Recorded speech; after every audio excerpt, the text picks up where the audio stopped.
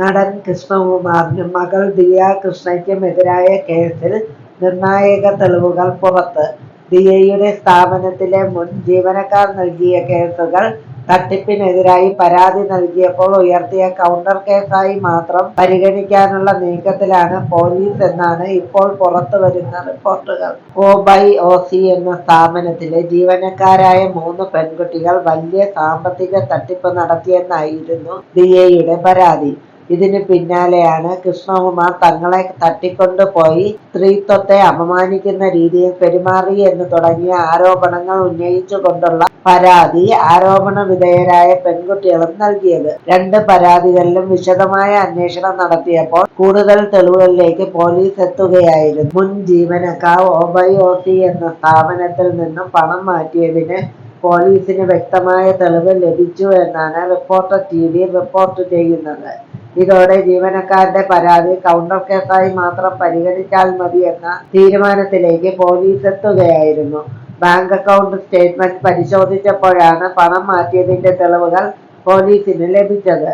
Digital തെളിവുകളും ജീവനക്കാർക്ക് എതിരാണ്. ജീവനക്കാരുടെ അക്കൗണ്ടിലേക്ക് എവിടെ നിന്നെല്ലാം പണം എത്തി, അവർ എങ്ങനെയൊക്കെ പണം ചെലവഴിച്ചു എന്ന് തുടങ്ങിയ കാര്യങ്ങളും പോലീസ് പരിശോധിച്ചു വരികയാണ്.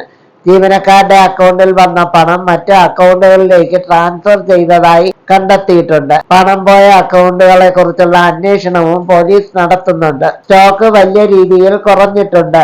കൂടുതൽ വലിയ തുകയ്ക്ക് വലിയ അളവിൽ സാധനം വാങ്ങിച്ചുകൊണ്ടിരുന്ന പ്രീമിയം ഇടപാടുകാരുമുണ്ട്.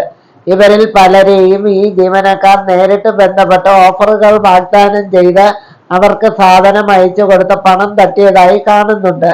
ഇത്തരം കാര്യങ്ങളെല്ലാം അറിയണമെങ്കിൽ ഇവരുടെ ഇടപാടുകൾ സംബന്ധിച്ച വിവരങ്ങൾ പൂർണ്ണമായി അറിയേണ്ടതുണ്ടെന്നും കൃഷ്ണകുമാർ പറഞ്ഞു. ഇതിനിടയിൽ തന്നെയാണ് കൃഷ്ണകുമാർ പ്രതിയെ തട്ടിക്കൊണ്ടുപോകൽ കേസിലെ CCTV ദൃശ്യങ്ങളും പുറത്തു വന്നിരിക്കുന്നത്. കവടിയാറിലെ ഫ്ളാറ്റിൽ നിന്നും പരാതിക്കാരികൾ കൃഷ്ണകുമാറിന്റെ വാഹനത്തിൽ കയറുന്നതാണ് ദൃശ്യങ്ങളിലുള്ളത്. 2 ജീവനക്കാരികളാണ് ഇവിടെ നിന്നും വാഹനത്തിൽ കയറുന്നത്. എന്നാൽ പരാതിയിൽ പറയുന്നത് പോലെ തട്ടിക്കൊണ്ടുപോകലിൻ്റെതായ യാതൊരു തരത്തിലുള്ള ബലപ്രയോഗങ്ങളും ദൃശ്യങ്ങളിൽ കാണാൻ സാധിക്കില്ല. കൃഷ്ണകുമാറിന്റെ പ്രതികരണം മാധ്യമങ്ങളിൽ വൈറലാവുന്നു. തനിക്കും കുടുംബത്തിനും രാഷ്ട്രീയമായും വ്യക്തിപരമായും നിരവധി വെറുപ്പുകൾ നേരിടേണ്ടി വന്നിട്ടുണ്ടെങ്കിലും ഇത്തരമൊരു പ്രതിസന്ധി വന്നപ്പോൾ കേരളത്തിലെ ജനങ്ങൾ സത്യത്തിന്റെ ഒപ്പം നിൽക്കുന്നതാണ് കമന്റുകളിലൂടെയും പിന്തുണ വീഡിയോകളിലൂടെയും കാണാൻ കഴിഞ്ഞതെന്ന് കൃഷ്ണകുമാർ പറഞ്ഞു. ഗർഭിണിയായ മകളും താനും ജാമ്യമില്ലാ വകുപ്പിൽ ജയിലിൽ പോകേണ്ട അവസ്ഥ വരെ വന്നിരുന്നു എന്നും ഈ പ്രതിസന്ധി ഘട്ടത്തിൽ തളരാതെ പിടിച്ചു നിന്നത് കേരളത്തിലെ മാധ്യമ സുഹൃത്തുക്കളുടെയും സത്യം മനസ്സിലാക്കി ഒപ്പം നിന്ന ജനങ്ങളുടെയും പിന്തുണ കൊണ്ട് മാത്രമാണ് എന്നും ഈ കേസിൽ ഇനിയും ഒരുപാട് ദൂരം പോകാനുണ്ടെന്നും എല്ലാവരുടെയും പിന്തുണ തനിക്കും കുടുംബത്തിനും ഉണ്ടാകണമെന്നും ഭാര്യ സിന്ധു കൃഷ്ണയുടെ യൂട്യൂബ് ചാനലിൽ പങ്കുവച്ച വീഡിയോയിൽ കൃഷ്ണകുമാർ പറഞ്ഞു. നിരവധി പേരാണ് കൃഷ്ണകുമാറിനെ അഭിനന്ദിച്ചെത്തുന്നത്. ദൃശ്യത്തിലെ ജോർജ് കുട്ടിയെയാണ് കൃഷ്ണകുമാറിന്റെ ഈ പോരാട്ടം കണ്ടപ്പോൾ ഓർമ്മ വന്നതെന്ന് ആളുകൾ കമന്റ് ചെയ്തു. ദൃശ്യത്തിലെ മോഹൻലാലിനെ ഓർമ്മ വന്നു. തന്റെ കുടുംബത്തിന് വേണ്ടി ഏതറ്റവും പോകുന്ന ഫാമിലി മാൻ എന്നിങ്ങനെ പോകുന്നു കമന്റ്. ആദ്യമായിട്ടാണ് ഞാൻ ഒരു യൂട്യൂബ് വീഡിയോയ്ക്ക് കമന്റ് ഇടുന്നത്. കൃഷ്ണകുമാറും സിന്ധു അമ്മയും മക്കളെ വളർത്തിയ രീതി തന്നെ എത്ര അഡ്വാൻസ്ഡ് ആണ്. ഈ അച്ഛന്റെ വാക്കുകൾ കേൾക്കുമ്പോൾ ഇടയ്ക്കിടെ കണ്ണു നിറയുന്നു. ദൃശ്യം സിനിമയിൽ മകളെ സംരക്ഷിക്കുന്ന അച്ഛനെ പോലെ ഇവിടെ നിരപരാധിയായ മകളെ സംരക്ഷിക്കാൻ ഏതറ്റം വരെയും പോകുമെന്ന് പറയുന്ന നല്ല അച്ഛൻ. ജീവിതത്തിന്റെ ഓരോ നിമിഷവും സെലിബ്രേറ്റ് ചെയ്ത് ജീവിക്കാൻ മക്കളെ പ്രാപ്തരാക്കിയ അവരെ ഇത്ര ബോൾഡായി വളർത്തിയ പാരന്റിങ്. കേരളം മുഴുവൻ ഈ കുടുംബത്തെ പിന്തുണയ്ക്കുന്നത് കണ്ടപ്പോൾ സന്തോഷം തോന്നി. ഒരു മനോഹരമായ കുടുംബം ഒറ്റക്കെട്ടായി സന്തോഷത്തോടെ സമാധാനത്തോടെ ജീവിതം ആഘോഷമാക്കി ജീവിക്കുന്ന കാഴ്ചകൾ തന്നെ എത്ര സുന്ദരമാണ് എന്നിങ്ങനെ പോകുന്നു കമന്റുകൾ. സിന്ധു കൃഷ്ണയുടെ വീഡിയോ ഇതിനോടകം തന്നെ ചർച്ചയായി കഴിഞ്ഞു. കൃഷ്ണകുമാറിന്റെ വാക്കുകളിലേക്ക്. 2 ദിവസമായിട്ട് നിങ്ങളെല്ലാം കാര്യങ്ങളൊക്കെ അറിയുന്നുണ്ടാകും. ഇനി അതിനെപ്പറ്റി കൂടുതൽ പറയാൻ ആഗ്രഹിക്കുന്നില്ല. രണ്ടാമത്തെ മകൾ ദിയയുടെ OBYOC എന്ന സ്ഥാപനത്തിലെ 3 സ്റ്റാഫുകൾ അവിടെ നിന്ന് പണം അപഹരണം നടത്തിയതും അതിനെ തുടർന്ന് ഞങ്ങൾ പരാതി കൊടുത്തതും അതിനു പുറകെ അവർ വന്ന് നമുക്കെതിരെ ഒരു കൗണ്ടർ കേസ് കൊടുത്ത് അത് വെച്ച് അന്വേഷണം നടത്തി നമുക്കെതിരെ നോൺ ബെയിലബിൾ കേസ് കൊടുത്ത് ഞങ്ങളെ അകത്താക്കാനുള്ള ശ്രമവും നടന്നു. ഇതൊക്കെ നടക്കുമ്പോഴും നമ്മുടെ കുടുംബത്തെ സംരക്ഷിക്കണമെന്നുള്ളത് കൊണ്ട് അതിനുള്ള എല്ലാവിധ നടപടികളും ഞങ്ങൾ എടുത്തിരുന്നു. ഇതിനകത്ത് ഏറ്റവും കൂടുതൽ ഞങ്ങൾക്ക് മാനസികമായ സമാധാനവും സന്തോഷവും ഒക്കെ തോന്നിയ കാര്യം എന്താണെന്ന് വെച്ചാൽ, ഈ വിഷയത്തെ പറ്റി നിരവധി വീഡിയോകളും പോസ്റ്റുകളും ഒക്കെ വന്നിരുന്നു. അതിന് താഴെ വന്ന കമന്റുകൾ ഇന്നലെ രാവിലെ മുതൽ 4 മണിവരെ ഇരുന്ന് ഞങ്ങൾ നോക്കി. അതിൽ നിന്ന് അങ്ങേയറ്റം സന്തോഷം തോന്നിയത് കേരളത്തിലെ എല്ലാ സഹോദരീ സഹോദരന്മാരും ഞങ്ങൾക്ക് പിന്തുണ തന്നിരിക്കുന്നതായാണ് കണ്ടത്. പലരുടെ അഭിപ്രായ പ്രകടനങ്ങൾ കണ്ടപ്പോൾ മനസ്സിലായത് കേരള സമൂഹത്തിന്റെ പക്വതയാണ്. ഞങ്ങൾ ഒരു സാധാരണ കുടുംബമാണ്. ഞാൻ സിനിമയിലൊക്കെ കുറെ വേഷങ്ങൾ ചെയ്തിട്ടുണ്ട് എങ്കിലും വലിയൊരു സ്റ്റാറോ ഒന്നുമല്ല. ഭാര്യയും മക്കളും ഒക്കെ ഇന്ന് ഇൻഫ്ലുവൻസേഴ്സ് ആണ്. ആൾക്കാർ അവരെ ഇഷ്ടപ്പെടുന്നു, എന്നാൽ ഞങ്ങളെ ഇഷ്ടപ്പെടാത്തവരുമുണ്ട്.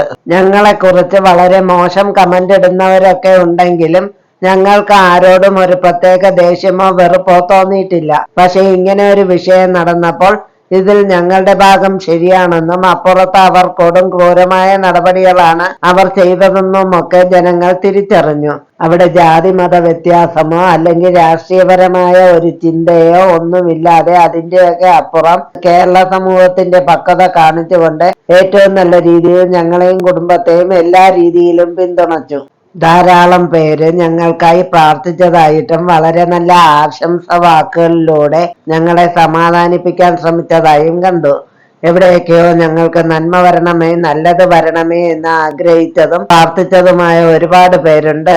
എനിക്ക് 4 പെൺമക്കളാണ്. പ്രത്യേകിച്ചും അതിൽ ഒരാൾ ഗർഭിണിയായിട്ടിരിക്കുമ്പോൾ അവർക്കെതിരെ ജാമ്യമില്ലാ വകുപ്പ് ചുമത്തി കേസൊക്കെ വരുമ്പോൾ സ്വാഭാവികമായിട്ടും നമ്മൾ വിഷമിക്കും. ശനി ഞായർ ദിവസങ്ങളിൽ അറസ്റ്റ് ചെയ്തിരുന്നെങ്കിൽ ജാമ്യം പോലും കിട്ടില്ല. അപ്പോഴൊക്കെയാണ് ഒരു കാര്യം നമുക്ക് മനസ്സിലാകുന്നത്, ന്യായം കിട്ടാതെ എത്ര പേർ നമ്മുടെ നാട്ടിൽ ആത്മഹത്യ ചെയ്യുന്നുണ്ട്.